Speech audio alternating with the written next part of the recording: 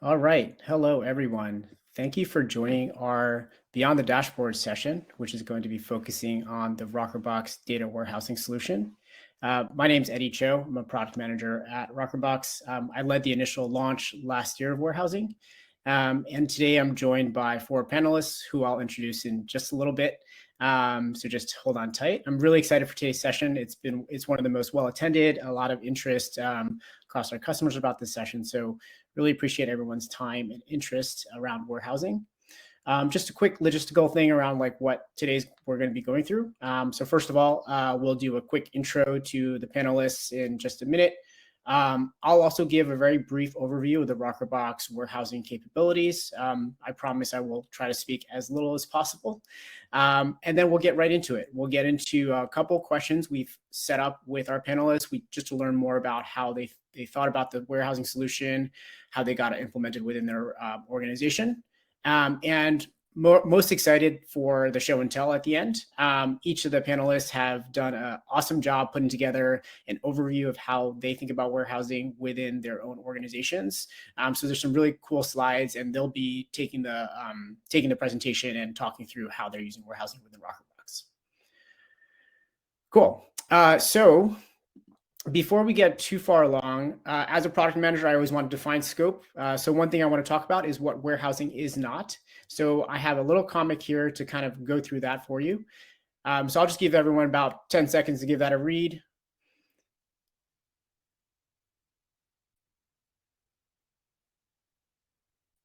All right, awkward silence.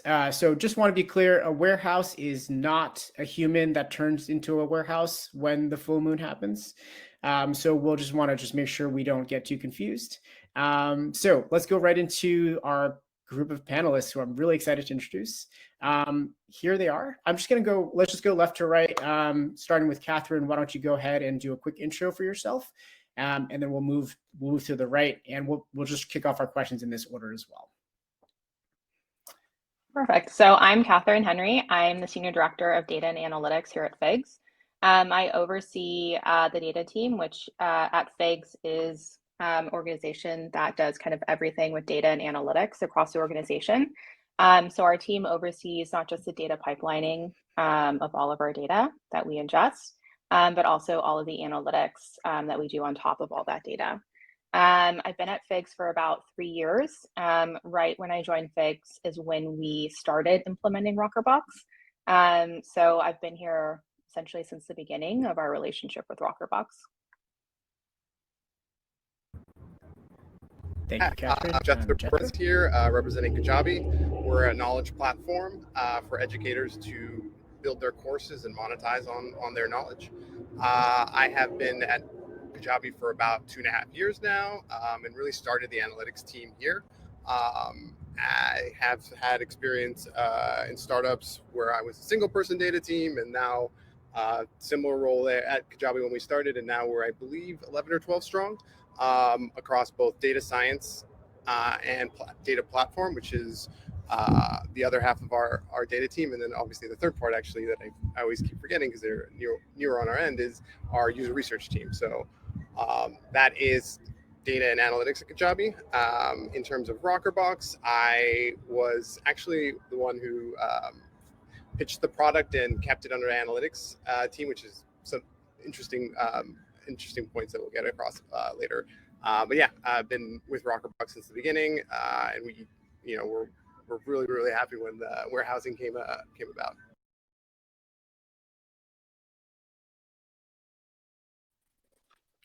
Awesome. Emily? Yeah. Hi, I'm Emily Iller, Marketing Analytics Manager at Greenlight.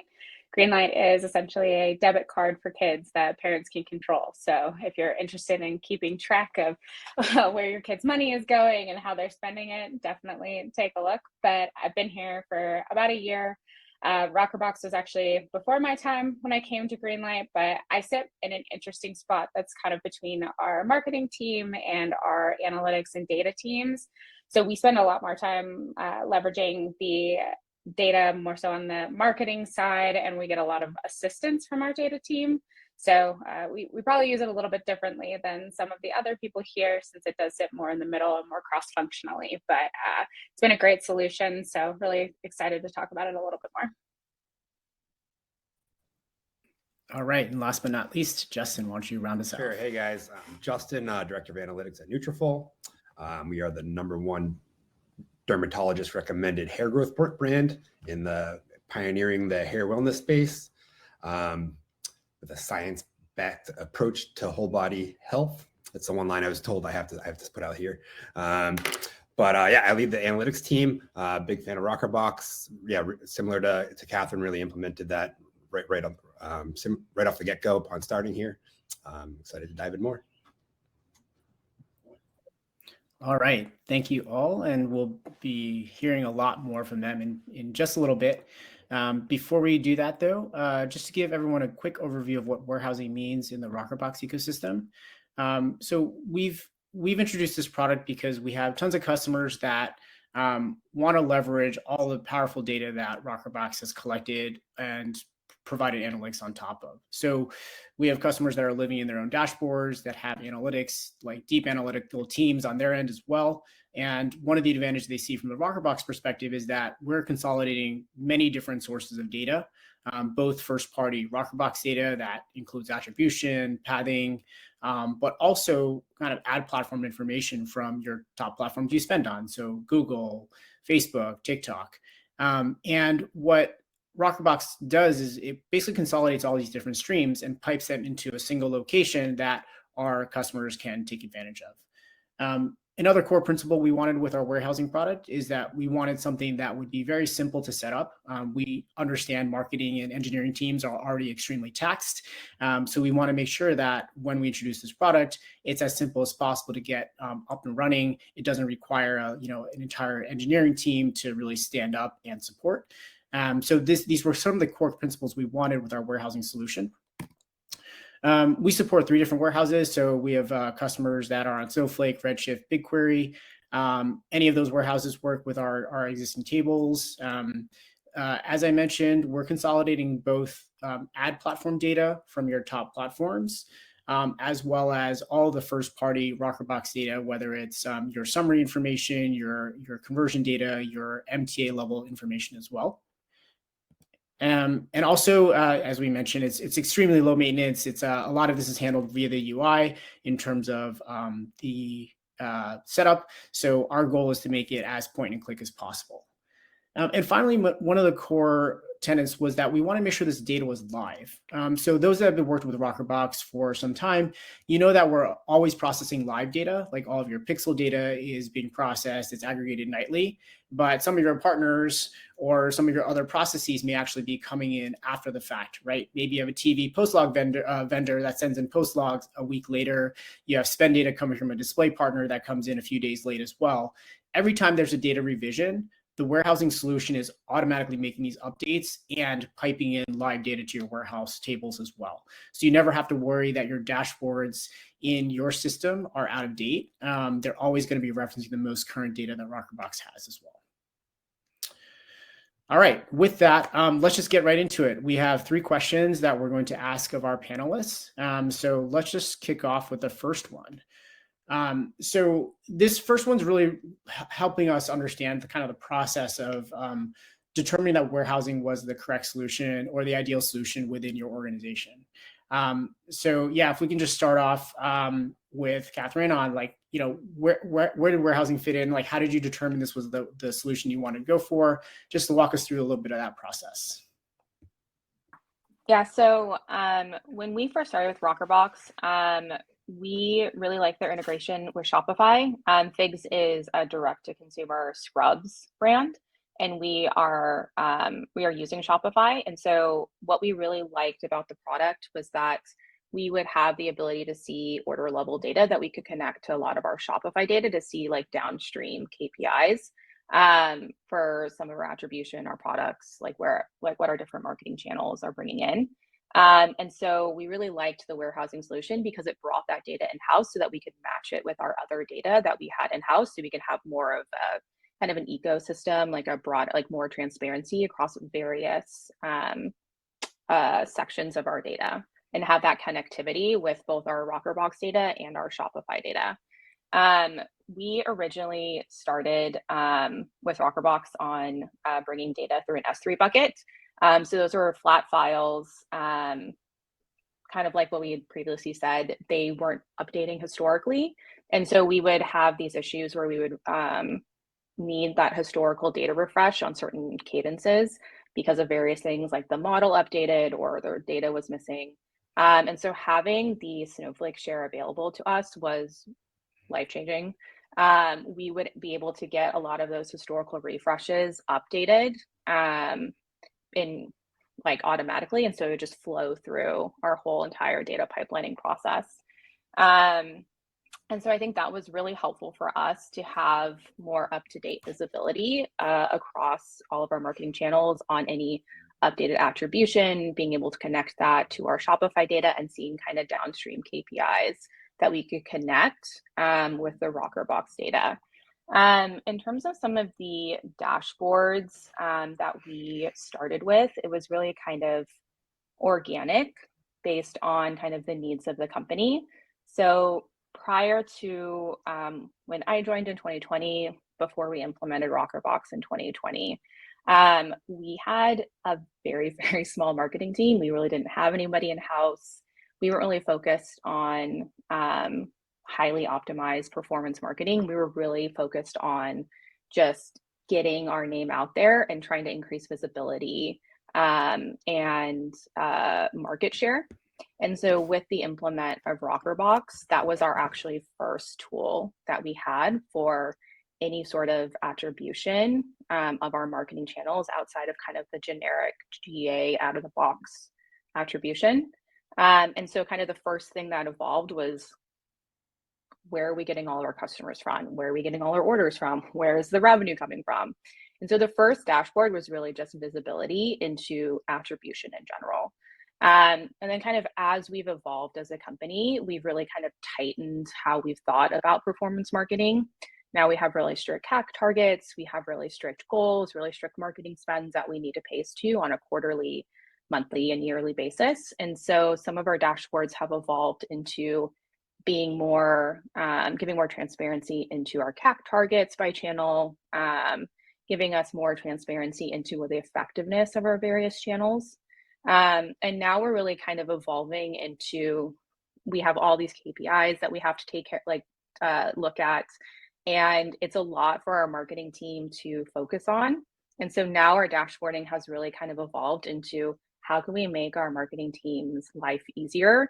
How can we combine a bunch of their data sets? How can we consolidate a lot of the things that they're pulling so that they don't have to pull 100 different metrics from 100 different UIs, consolidate them all like manually in Excel, and then see the visibility of both one platform and multiple platforms.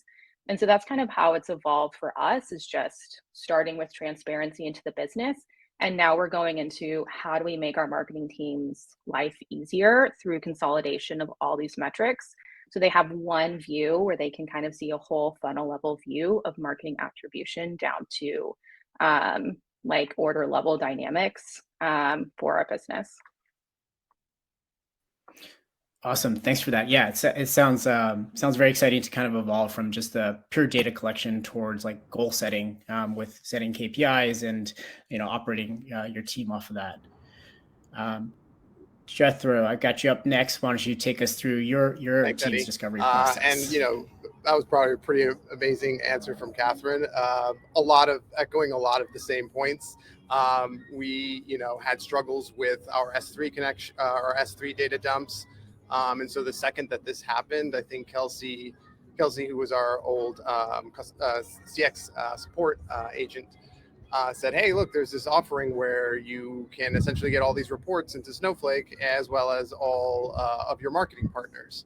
And so, you know, in a smaller data team like ourselves, I think Eddie said one of the things was, you know, teams are taxed. Our marketing team is taxed. Our data engineering team is taxed. And so we took it as a build versus buy approach. And so do we, you know, have a data engineer replicate all these APIs and then, you know, obviously build pipelines, and having maintained those pipelines, do we use FiveTran, which we had been using in the past? And we just kind of came to the decision that we're getting a lot of value with this. And then the discovery process in terms of data is very similar to what Catherine said. It's although we do mix a little bit of the what I would call operational efficiency. And so I think data teams, like, two of our tasks are obviously generating business insights, but also providing operational efficiency. And so if we can save 2 to 3, marketing managers 2 to 3 hours a day of pulling reports and having something be automated that they maybe also just still put into Excel from Looker to do other manipulations, it definitely saves them a lot of time to do what they really want to do. As we've started to introduce multi-touch attribution, it is kind of what we're doing right now. We've always looked at marketing from a last click world, and it's really because we haven't had a full-fledged I'd say a performance marketing team up until about a few months ago. And so a lot of the stewardship and leadership under that team is kind of really introducing that and working with our teams to say, hey, look, this is how customers behave, whether it's in our free trial or our downstream like subscriber retentions. All of our KPIs essentially have attribution, or look at attribution as one of the things that might be what moves something left or right. And so that's kind of what we're doing now. And really what we're evolving to is taking our segmentation that we've done across our customer base, as well as just user research in terms of all of our addressable audiences, using Rockerbox to understand what are those combinations of marketing channels or touch points that draw some of those best customers, those high LTV customers. And then really just kind of also showing those early signals that we do have with historical data to say, like, oh, a customer we think is highly engaged. And so if this is happening within 2 to 3 days of a conversion event, can we optimize that marketing campaign in real time to get us more of those types of customers? Awesome. Also can't hear about a happy customer without hearing Kelsey's name as well. So thanks. I'm sure she'll appreciate the name drop. Just kind of a preview into the next question. We're going to talk a little bit more about the setup world, which Jethro touched on a bit. And so I'd love to hear a little bit more about that in a few. But in the meantime, why don't we go over to Emily and let's learn a little bit more about the process over at Greenlight. Yeah, definitely tough to follow both Catherine and Jethro there, but echoing a lot of the same sentiments that this was the warehousing solution was really set up when it had just been set up when I came to Greenlight, and a lot of things had been very, very manual prior to that. So a lot of individual data dumps, marketing managers going into Rockerbox and getting their own data and trying to manipulate it. So a lot of what we've done now is set up automated data processes where they're able to just pull that data quickly, saving them tons of time every single day instead of waiting for a report, having to export it themselves, sort through different things. And now they're able to just quickly do it within a few minutes rather than, who knows, the first hour or two of their day. So saving a ton of time there, but we've typically used it very much as a connected to looking at, okay, when we see these conversions from our marketing channels, what does retention look like? What does LTV look like for each of these channels? And it's been a lot more backward looking that we have used it for, especially when I got to Greenlight.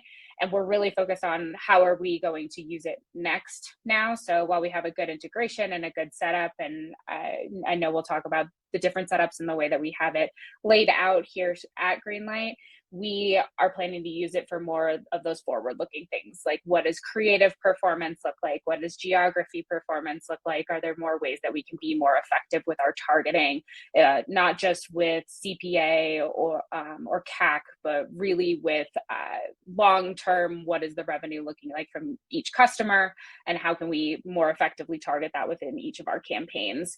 So really looking forward to talking about it a little bit more, but everything was a lot more basic, and there were a lot of spreadsheets involved when I joined Greenlight. So very excited that we're moving more in the direction of the automated, which has really helped save a ton of time for a ton of different teams. So it's been quite the process, but we're getting there. Awesome. Thank you so much. And Justin, do you have anything else to add from the Nutrafol side? Sure. Yeah. No, those are all great answers. I'm going to focus more on how we leverage Rockerbox data more than the dashboarding, because data warehousing was really a primary criteria for us in selecting Rockerbox. Like all of you guys, we started with S3, but the views we use are pretty standard. but really focusing on the data that fuels those views was our key point in bringing in Rockerbox. As far as the discovery process goes, so when I started, similar to probably everyone on the panel, we had partner data and website last click data, and from listening to the business, pretty much every day, every week, we'd get the question of how many incremental orders did my channel drive, and how should I adjust my spend plan? How much should we spend in each channel tactic? So really, we wanted a robust solution that we could lean on for daily reporting, via dashboarding, as well as spend planning. So really, the main reason, so after seeing, that we had partner data last click and none of that was really deduped or really spoke to incrementality too well, we knew we needed something deduped. Initially, we started with the survey attribution. I know that Fairing is a sponsor here, so big fan of your product, even though we don't use it. We have something in-house.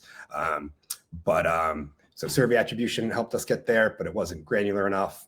And the main thing is that it didn't give us as much control as we wanted over the attribution models, over the CPAs that came out of each of our models.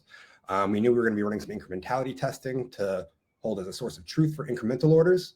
And when we brought in Rockerbox's MTA data, we could then apply custom weighting and then calibrate those weighting to our incrementality tests, which is really the main selling point. And then as far as spend planning goes, we took some time to build out a diminishing returns model, spend planning model based on diminishing returns. And we needed good data to fuel that, which is really why we went with the custom approach. And once we had a custom approach, it was granular, it was robust, based on the Rockerbox data, as well as directionally where we wanted it to be for the sake of decision-making and spend planning. So Rockerbox has been great in that regard. Awesome. Thank you, Justin. Yeah, I always love hearing about use cases from the customers that are, extending on top of Rockerbox capability. So in Justin's case, talking about building kind of custom attribution, custom credit to get the CPAs to incorporate like incrementality tests that are happening outside the Rockerbox platform as well. So that's really awesome to hear. All right, let's move on to our second question. Thank you so much. It's really exciting to hear about everyone's their different discovery processes. So this next question is more about kind of the setup. Love to just help our listeners understand a little bit more about like what goes into actually setting up a warehouse integration with Rockerbox. For this one, why don't we kick off with Jethro? Sure. So what teams were involved? We worked closely with marketing to kind of understand some of the basic needs in a tiered approach, right? We can't build Rome in one day. And so we try to simplify the project into multiple smaller components, working with finance to understand, the cost benefit and the ROI of using this over, removing a replication of FiveTran. And then once we actually started the data warehouse, once we were connected with Snowflake, really working with our data platform team to work on, transforming the data behind our transformation layer, which is DBT, adding, logical tests, and then really starting to enhance it with some of our data science models that we're really just tinkering with right now. So that's, we're a little bit of a small organization, so a lot of the work came on our end, but we took a lot of insight and I'd say like scaffolding in terms of how we designed what we wanted the output to look like with some business stakeholders. Awesome. Emily, can you take us through your journey and what was involved in that process of getting this set up? Yeah, absolutely. Similar to Jethro, we're a little scrappy here, but really have worked a lot with data engineering teams to make sure that everything was set up appropriately, that we're getting the right connections to our internal data sets as well, so that it's something that's actually going to be accurate, that we're going to be able to leverage. And then confirming really, like, is this checking out with the numbers long-term that finance is seeing, that our operations teams are seeing, that everything is actually coming through correctly. So a ton of QA done by analysts and data engineering teams. So that was a lot of what we've done. Still continuing to QA, working on the marketing team, when we're pushing out these dashboards, that things are actually helpful and checking out with what they're seeing in their platforms. But we've also then worked with our data science team more recently, working more towards like MMM models and putting those different layers on utilizing this data as well. So getting, again, instead of being more backward looking on reporting, looking a little bit more forward on leveraging it for our more of the data science, more of the forward looking marketing performance, and how those teams can leverage this data. So it's been very, very cross-functional for sure. Awesome. And Justin, did you have a similar implementation process, or what was it like for your team? Yeah, pretty straightforward. Worked with initially signing, we worked with marketing and finance. Similar to you guys, we put together a little ROI analysis to sell why we want to do this. I think we put together, we said if we just had a 5% improvement in CPAs from this, we would get a 5,000% ROI, something like that, or we only needed an 0.1% improvement in CPAs to break even. So it helped us get the buy-in. But yeah, outside of that, it was pretty straightforward as far as working with dev and marketing to get this up and running. Okay, awesome. And then Catherine, can you share a little bit more about your team's experience? Yeah, so when we started Rockerbox, we were a very small team of 2 people in our data team, including myself. So all of the implementation was done by me and my former manager at that time. And so it was pretty quick and easy and seamless. Setting up the S3 bucket was really easy. And then when we moved over to our Snowflake share, it took us all of 30 minutes to set up. And then we just switched our models to point to the new data set versus our S3 bucket. And so it was very easy to set it up. And it was really easy to model as well. I think the data is fairly straightforward. And yeah, it was really quick and seamless on our end. Awesome. I think the answer is yes here, but was everyone already on an existing like data delivery through S3 or SFTP and then move to warehousing, or did anyone start off with like warehousing right out of the gates? I think it was always a transition. Okay, cool. All right. Our last question before we get to the show and tell. Just re-emphasizing, I'm super excited for this show and tell. So I know this has been a long 2 days, but please do stick around for that. I think that's going to be really, really awesome to get to. So for this last question, I kind of want like a high level takeaway for, what you found to be most like interesting and most of how you've managed to use warehousing on your side without giving away the farm, because we are going to do a bit deep dive into individual use cases.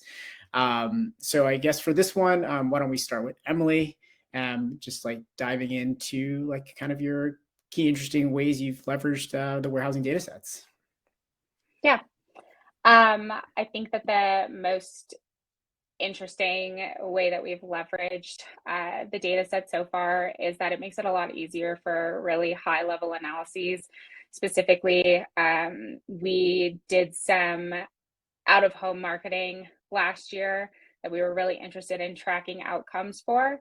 And the data sets are huge. We, ran events for multiple months, and we were trying to track what did the potential impact from these events have on the other channels, and what did it look like in specific geographies, and did we get any actual lift from that? And the data sets were massive, so not something that can be easily downloaded or something that can be easily exported from something like an Excel sheet. So it made it a lot easier for us to do an in-depth analysis on this out-of-home marketing. What did our brand awareness look like? What did, combined with our brand searches, our organic search, what did everything look like pulled together? So it's been very, very interesting to be able to overlap our data that we were getting on the ground with then the solution that we were able to easily access within Rockerbox. So we never would have been able to overlap those data sets and combine those data sets and look at them strategically if we hadn't had that solution in place. So definitely a little bit different with leveraging a lot of hand recorded things from out of home. But different that we, in the terms of that, we were able to combine it with the existing data set. Awesome.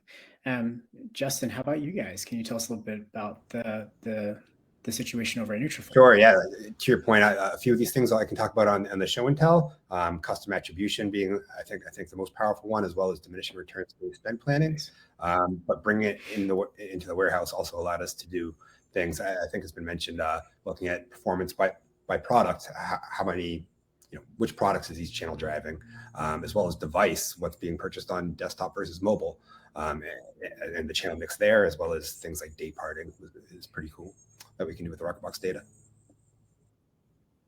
Awesome. And Catherine, how about over at Figs? Yeah, so I think one of the really unique ways we've used the data set is not for marketing at all. So we as a company a couple of years ago were very coupon heavy, where we had a lot of ambassador presence on Instagram, and we'd always send out coupons to our ambassadors for them to share. And I think inevitably when you share a lot of coupons online, they get out, they go wild, they kind of go crazy, right? So what was really interesting to use this data set for is to see which coupon codes that were being used for orders are being kind of abused on some of our coupon sites. So we can see, because we have a connection with Shopify, we can see which orders are using which coupon codes, and then we can backtrack to see where those people are coming from, if they're coming from certain coupon sites, if certain coupon sites are showing our different coupons. And so we can kill those coupons and create another one so that we could kind of help with that abuse of coupon codes. And so it really gave us a really easy high level visibility into some of like a problem that we had for a broader organization that wasn't directly related to marketing at all, that really like helped us kind of solve and get more visibility into that problem. Yeah, I imagine coupon abuse is something that a lot of our customers and others listening on this call are very familiar with. And also we have a lot of Shopify customers too. So I think they'll definitely want to hear a bit more about the way you guys are using it.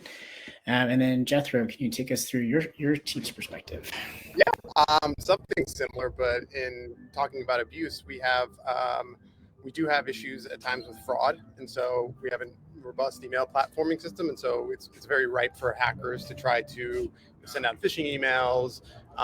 And we have a team that does a tremendous job there. But at the top of the funnel, sometimes it's hard for marketing teams to detect if, for instance, one of our campaigns kind of is driving a lot of these because it's potentially a bot or something like that. So these are some of the ways we're leveraging it, as well as to understand how much incrementality we get from our affiliate partner program. So we have a program in which we have existing customers promote the products, and so we don't have actual coupons, but we have referral links. And so we want to try to understand, how many people are coming to the site and then maybe looking for that coupon and click onto one of those affiliate partners to see like, hey, if we have, a paid campaign driving actual exposure, and then we lose the last click to somebody who has a richer offer potentially, the marketing team wants to understand that. So those are some of the more unique ways I think we're trying to leverage it to solve some business problems we have, or really just use the data that we're getting to enhance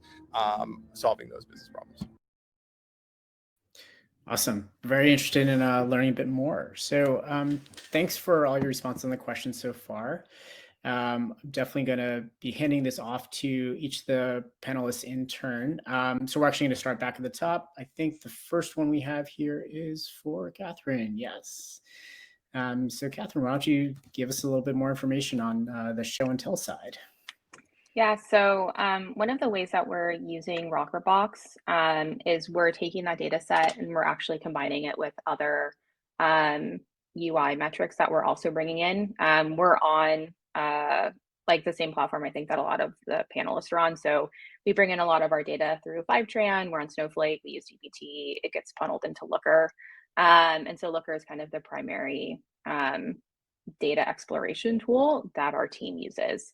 One of the things I mentioned, I think in one of the prior questions, is what we're focusing on now is really helping our marketing team not have to pull from a million reports, pull from their Facebook UI, pull from the Google UI, combine it, figure out like how each of the campaigns are performing, what does attribution look like among all of our platforms.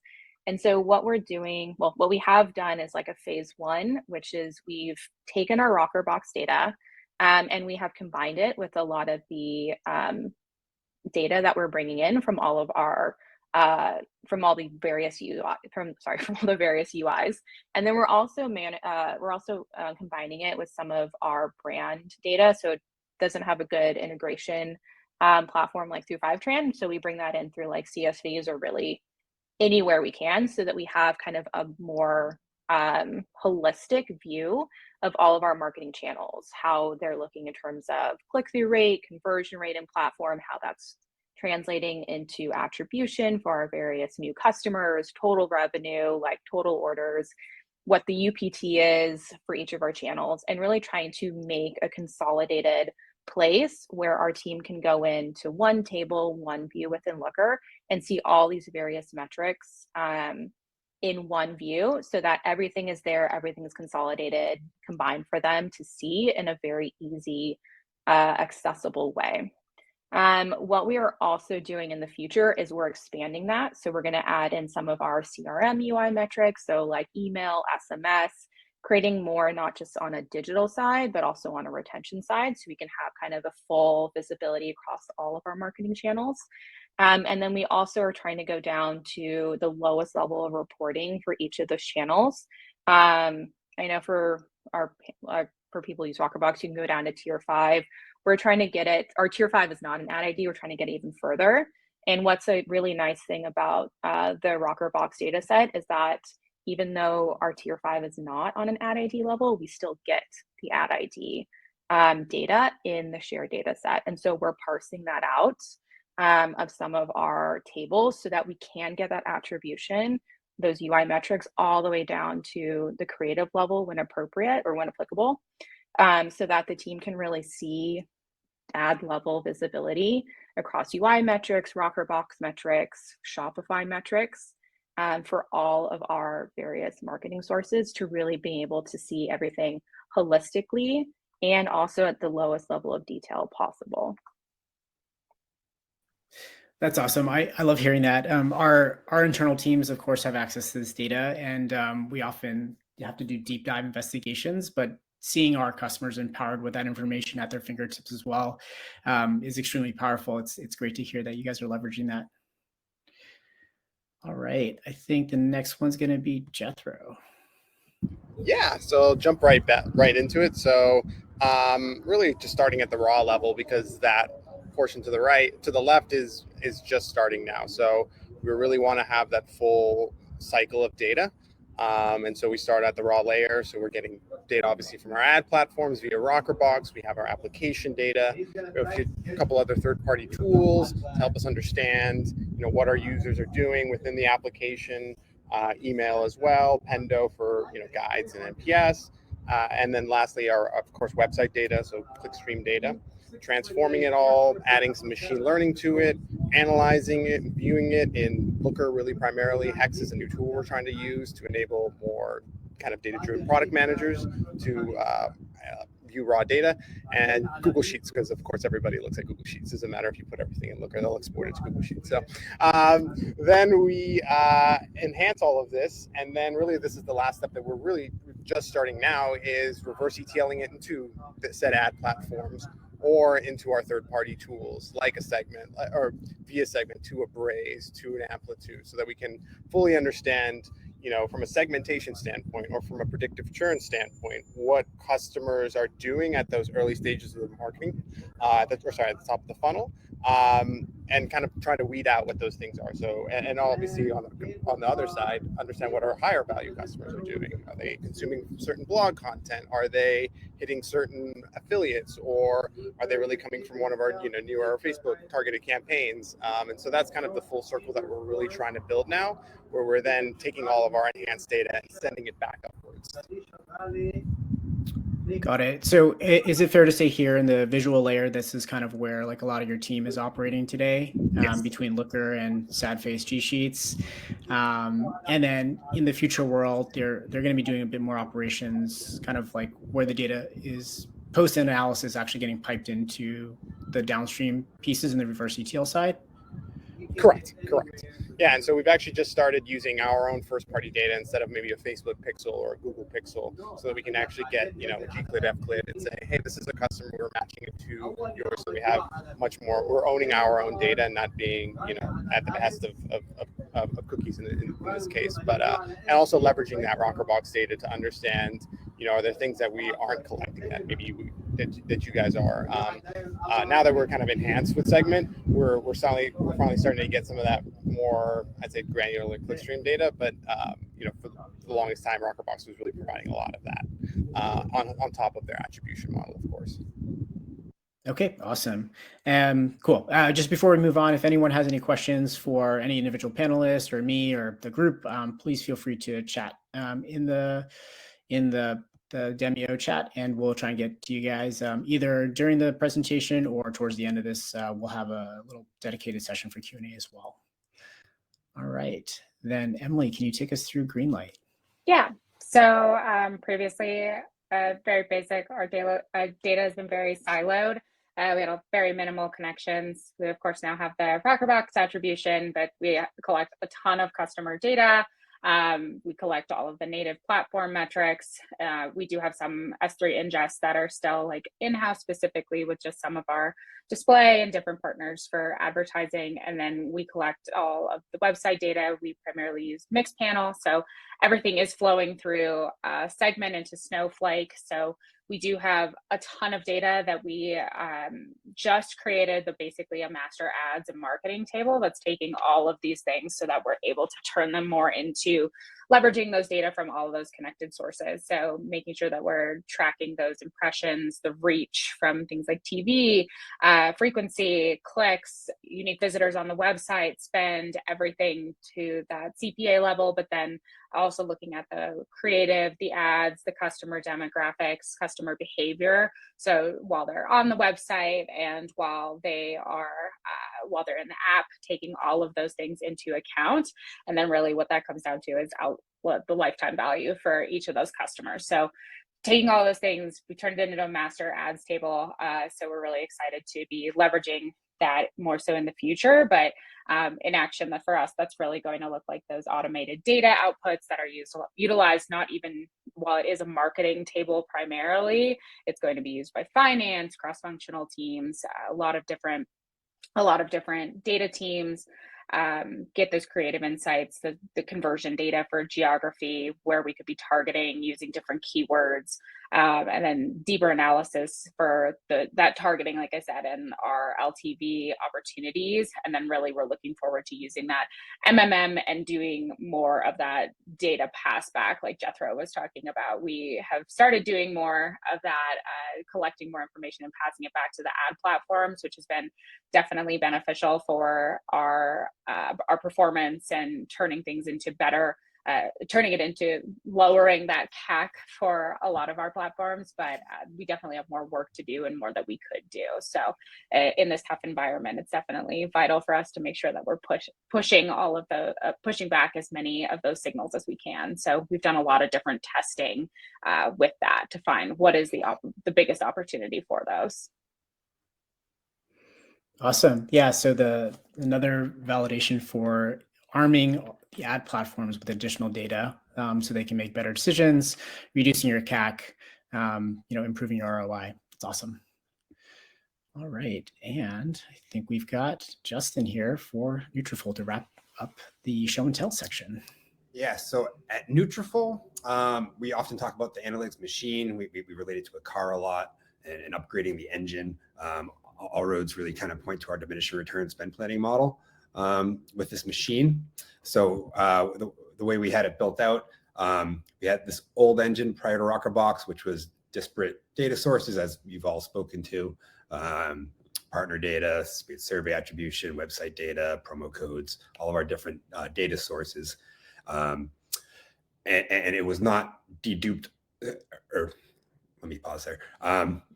So Rockerbox obviously brings all that stuff into one place to dedupe it across channels, but not just channels, but across data sources. For example, if someone came to us from podcasts, they might have used a podcast promo code and said it in the survey, but they might not have.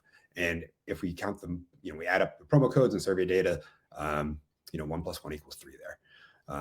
where we might be counting them twice. So it was really great to have Rockerbox in that it deduped everything, as well as it's robust. It captures pretty much all of our media touch points, all of our channels, touch point types, clicks, views, survey responses, promo codes, and it's granular. Previously, we were leaning mostly on survey for deduped attribution. So we could say someone came to us from Facebook, but not Facebook prospecting or retargeting, or which specific Facebook ad. So we ingested the Rockerbox data, and the idea is that for spend planning, we didn't think that, specifically for the sake of spend planning, we didn't believe that anything out of the box, due to limitations with any out of the box model, were going to give us something that was directionally good for the sake of spend planning. We wanted something a little more robust. We really got into the path of conversion, each path of conversion, looked at each path and saying, hey, based on this path, what do we really feel like the weight should be? Which, based on an even credit model, which one of these touch points are overweighted or underweighted?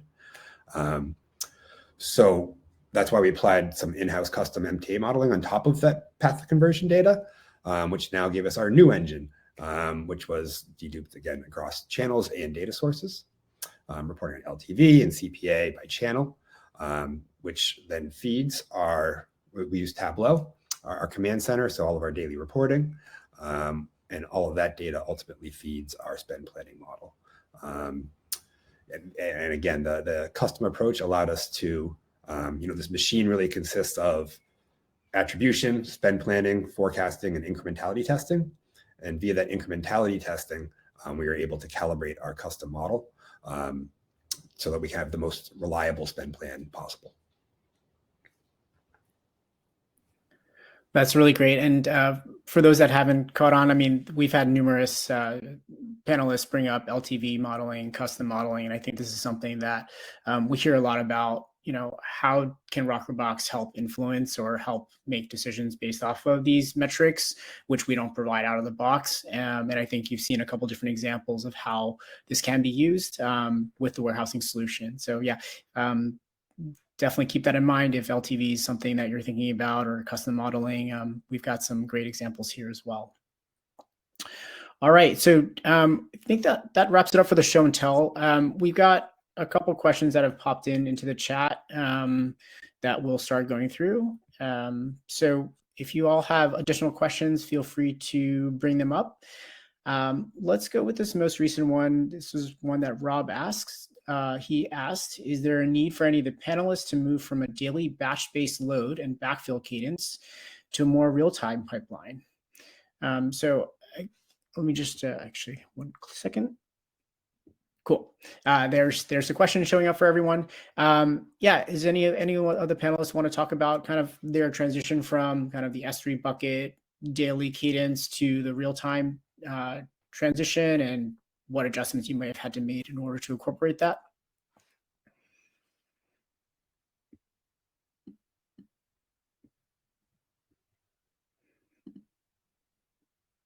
I can answer, at least on my end. We do have some real-time data, and we try to get those early signals. We are, I would say we're not like a Google or a maybe major e-commerce company where we're getting thousands upon thousands of orders a day, and so the need of real time, while it is something it is valuable for us, we're not.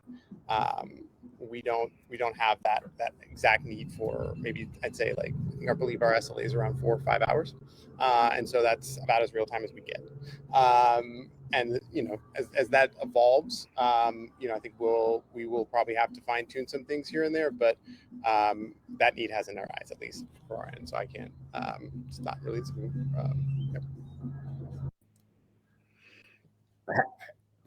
That would actually concern me if we did something real time. Sometimes the business has a tendency to overreact to yesterday's data, which there's daily variation. So to go so granular as real time would be more concerning than valuable, I think, at the moment, similar to what Jethro said around not really needing that at this time. My blunt answer. So coming from a larger e-commerce brand, who has a lot of, so our kind of, one of our value propositions is like we do limited edition drops a lot of times. And we always, I think any person in data will always get the question of, I need real-time data now from a lot of different stakeholders.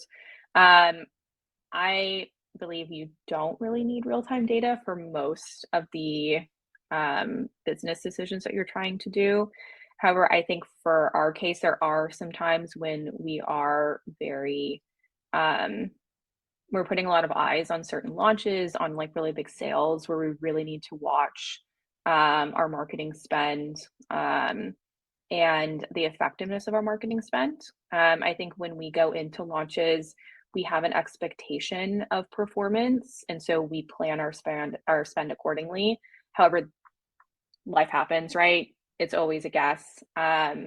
Sometimes it will outperform, which is great. Our CAC is lower than expected, but it will underperform sometimes. And I think having some of those early signals are helpful for us to help us pull back spend when our CAC is looking a little bit too high for certain days. I don't know if that needs to be like every minute of every hour we need that data, but we have worked around it to get high level understanding of our hourly CAC when we have these big revenue driving days where we need to be a little bit more strict and have a little more eyes on how our marketing spend is performing. Yeah, I mean, I'd agree that we typically react quickly to 1 day's worth of data, but a lot of times we use it more so as a monitor, like especially after like a holiday, or if we had, a technical glitch or something, we want to make sure that things are recovering the way that we expect them to.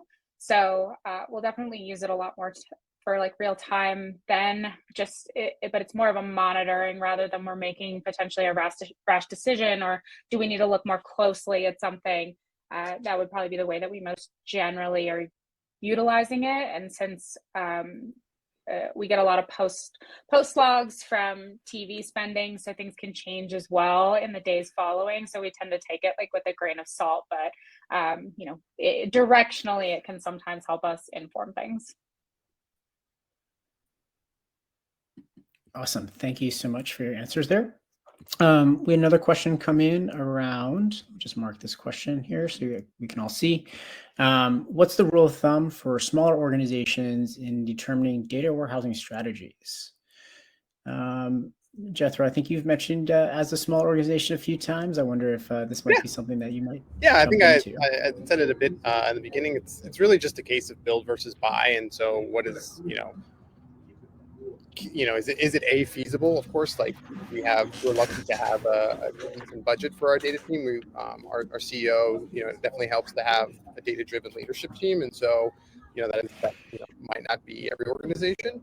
But there is definitely an investment in tooling that we have, and so the case I made here, like I said earlier in the panel discussion, is is it going to be worth your time to just purchase the software, and does it like solve a lot of the needs that you will have in your organization versus doing all this in-house?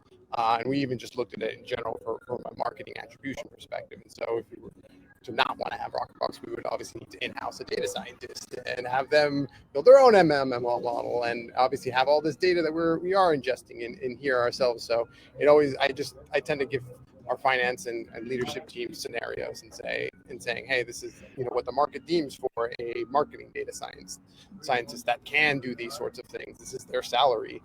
This is the replication cost of FiveTran at our scale that we can estimate. And so does that cost outweigh the cost of the data warehousing cost? And that's what I take to use all the time. Awesome. Anyone else have any different approaches outside of build it versus buy? That sounds great. Just kind of curious if there's other things that have worked for your organization. Yeah, I think for Figs, we are also a buy not build organization.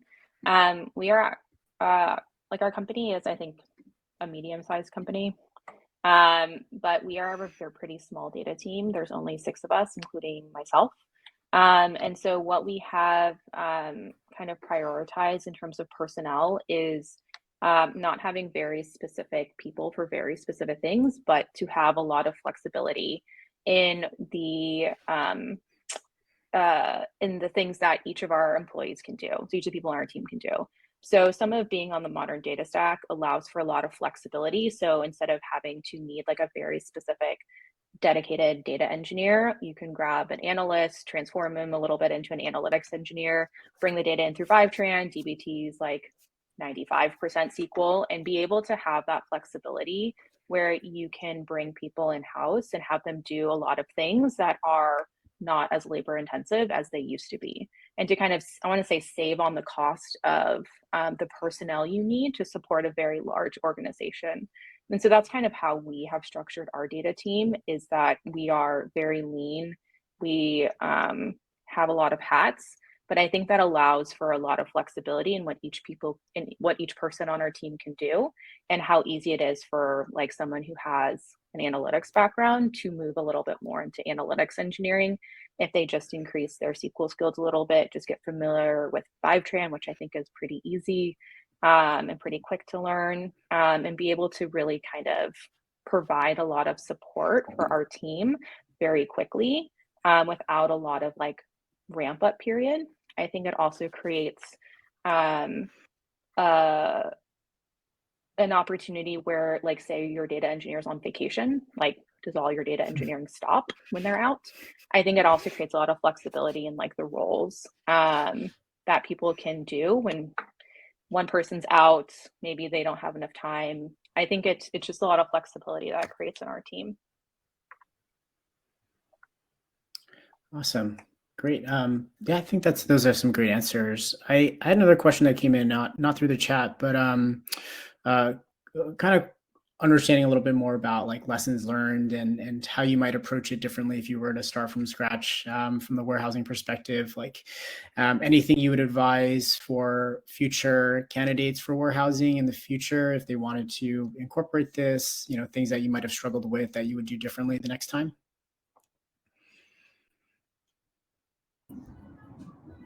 Managing expectations and scope creep, as always for any analytics project. So I think that's going to come with everything, right? Like warehousing, you're now dumping a treasure trove of data. Well, people are going to want that transformed and how they see it in their UIs, and then connected to the customer journey, like to the customer level, and they want that yesterday, right? And so just managing expectations, giving people things in small batches, but giving them enough to consume. I think in the past, not necessarily with this warehousing data, but as I've built data models in the past, like I used to take the build it and they will come approach.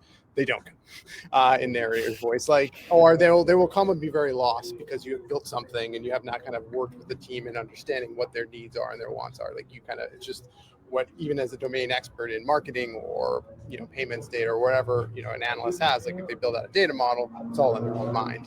And so that's definitely what I always do is manage expectations. Definitely second that. We have a lot of the difference between pulling data and actually making data usable are very, very different. So, I think that managing expectations and making sure people know that there are limits to what we can do with it is definitely a great place to start. Speaking straight from the product manager's heart. Yeah, I would echo a lot of that. I think there's always times when you think that modeling is going to take 2 weeks to do like a new data set, and then it takes 3 months because you're like, oh my gosh, there's like this issue and then this issue and then this issue popped up and I'm missing this and I have to reach out to the vendor, and things just always will pop up. And I think managing expectations is really important, especially knowing that things can happen that are unexpected that you didn't expect when you were scoping the initial ask. I think taking the iterative approach that kind of Jethro touched on, I think is really good. We may not be able to get you 100%, but if we can get you 50%, then 75, then 100, maybe that's better than nothing. I think the thing that we are also facing internally at FIGS a little bit is we are still a very small data team. We have been a very small data team for a really long time. And what we had prioritized initially was accessibility of data. So trying to get as many data sources into people's hands as possible. And we prioritize speed over efficiency of our models. And so what we're going back or having to go back this year is going back and kind of cleaning some of our modeling up to help with efficiency, to help with costs of Snowflake, and really like have kind of clean up some of that tech debt that we had accumulated in a couple of years prior, so that we can have a better scalable data pipeline that is more cost efficient, that's quicker, that gets the data to our end users at the cadence that they want. And so I think if I had gone back and done it differently, I might have thought about some of that efficiency when building the models versus just trying to like get things out to people as quick as possible, because our organization was essentially like striving for data in any way they could. So we prioritize speed over cost efficiency on our side, and we're going to have to clean it up a little bit this year, but that was the trade-off that we made a couple of years ago. Awesome. And Justin, do you have any advice you'd give to aspiring warehouse users? Jethro's answer was totally perfect. That was great. Definitely made me laugh in how much I can relate. But the only thing I could add is really tactically, some of the challenges we had were, as new channel owners came on and we launched new channels and new tactics, creating some kind of system for making sure everyone's aware, hey, this needs to get piped through Rockerbox. We need to get the proper tags in place, or make sure the UTM stay consistent. If there's turnover from a channel owner, making sure that the new person is up to date on whatever naming conventions you have in place. So more tactical is really the only thing I could add. Awesome. Thanks, everyone. We had one other question that came up earlier that from Mark. Let me just tag that. So this question's around, how do you guys stay integrated with remote teams that were much easier when one-on-one conversations were possible, and understanding business needs across multiple teams? I think this one came up pretty early around question 1, which was around that discovery process. So I think this is a bit of a logistical question, but I'm kind of curious, you guys have any thoughts about Mark's question here?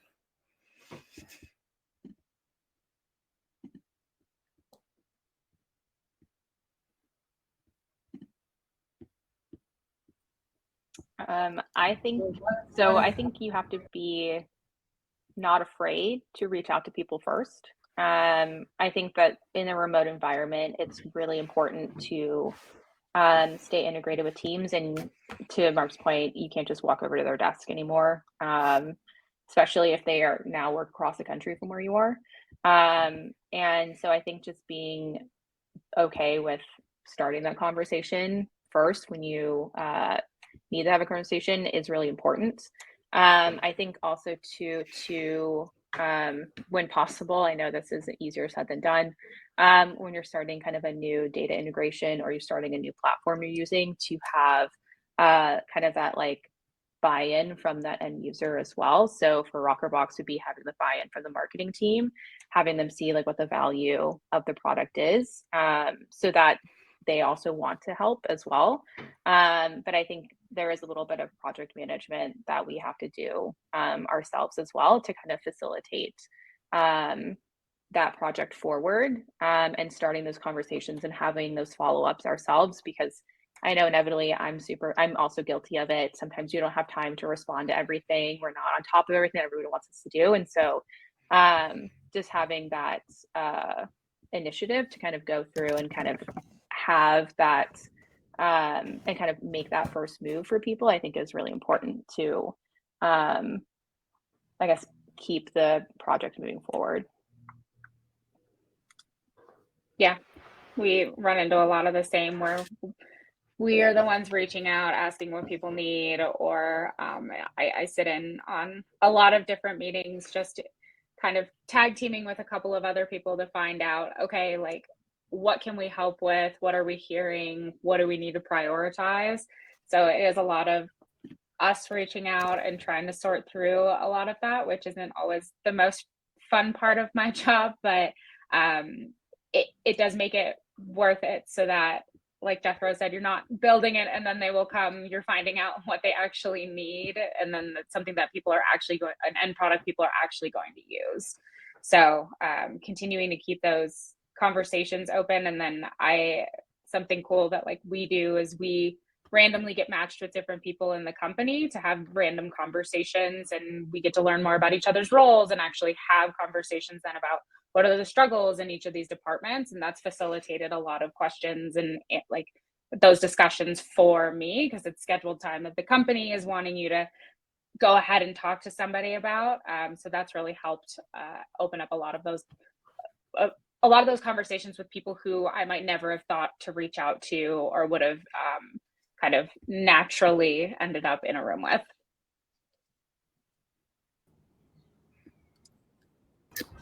Yeah, I think nothing really else to add. I think everyone's said great things.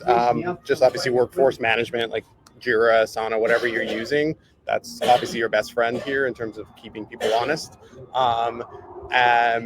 And then we're really trying to utilize knowledge and training. So having, webinars, this is really just the beginning stages, webinars and biweekly meetings with different product organizations or different departments, as well as cross-functional, to share like, hey, here are new releases we have, here are new data sources that we have, because sometimes those inspire ideas of, I would be very interested in using that data, even though I'm not on the marketing team per se, but some of the work that I'm doing might be impacted by what marketing is doing. That's kind of what approach we've taken. Yeah, no, agreed. Jira, your Jira, Asana, or whatever. Also, biweekly or weekly meetings with, cross-functionally or with each department head, as well as shared Slack channels. Using a channel for each project or cross-functional group has been helpful for us as well. Awesome, everyone. I was just going to add that we've done like lunch and learns and trainings before as well too, kind of like, hey, sending this out to like department heads or team heads, like this is something new that's coming out that we'd really like people to utilize. And that's really helped get the message out and get feedback as well. So that's something that we've done a lot of, which has been pretty effective. Awesome. All right. Thank you so much to all the panelists for your time. I think we have one last question around receiving follow-ups. There are going to be replays of this entire panel discussion, which you'll be able to access in case you missed part of it, or if you want to review this with your team. So keep on the lookout for that, as well as all the other sessions. So yeah, if you didn't get a chance to attend everything, I realize it was a very hectic day, but you'll always be able to revisit them. So be on the lookout over email. But yeah, outside of that, today was I didn't want to make anyone nervous, but today was the largest session we had for summer camp for the Thursdays. So yeah, thanks again for all the panelists. Really appreciate all the feedback. I hope everyone took something away from this session. Yeah, appreciate everyone's time. So that'll conclude our panel. Thank you guys so much. Yeah, good shout out there to the most attended session today, and for good reason. I think probably a lot of people who attended today are in similar positions to you guys, so that's really cool for everyone to get to hear directly from you, how you use data warehousing. Thank you guys so much for setting aside an hour plus of your day for working on the slides. This was really fantastic. Great to have all of you on. We are nearly at the end of summer camp. We have one more session today, and that's the future of Rockerbox. And that is going to be at 4:30 with Ron, our co-founder, one of our co-founders and CEO. And I will say we have two fun surprises in that. One surprise is we're going to announce the two winners of the 2 rad power bikes in that session. So if for no other reason, you can go to see if that was you. And we have another fun surprise announcement about something we'll be doing in the next few months. And I'm going to keep that vague, and you can find out what that is in just about 20 minutes here. You guys know the drill. Join that event through the link in your email that's going to come here in the next 5 minutes. Again, thank you, everyone. And let's finish out summer camp strong. We'll see you over there.